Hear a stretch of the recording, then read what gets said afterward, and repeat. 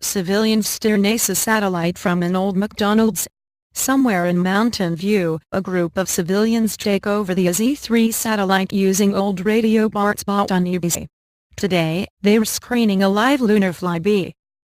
I hadn't been aware that if you ask NASA nicely, you'll be allowed to take the controls of a satellite floating in outer space.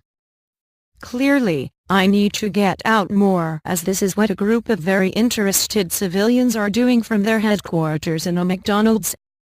Let's be fair, it's an old McDonald's. It doesn't serve burgers anymore. Indeed, as Betty reports, it's now referred to as McMoon's. From here, Keith Cowing, a former NASA employee who hasn't lost his enthusiasm for space, huddles with his team to recreate the joy of satellites gone by. The Z3 is a satellite that's seen better days. It was benched off a while ago, but it's still floating up there. So Cowing and his band of merry men asked NASA if they had any objection to resuscitating an old great.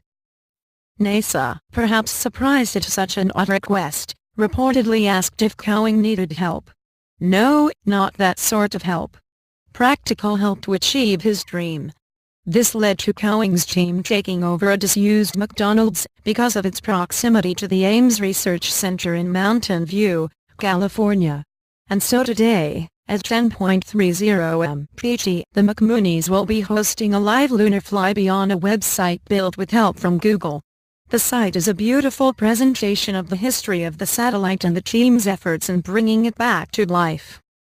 You can even follow Z3's progress live and get some small sense of what it feels like to be in McMission control.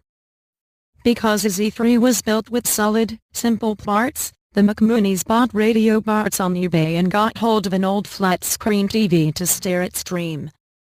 Now, they are at the helm of an old satellite that once measured the weather up there.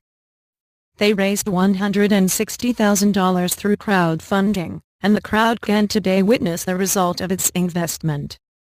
Moreover, this is as open source a project as you can find. We're allowing anybody who is interested and has a computer to be able to do something with the data, Cowing told Betty. The team calls it a spacecraft for all. How wonderful to be able to participate in such an enterprising, edifying experience. Not something you always find at a McDonald's. Even an old one,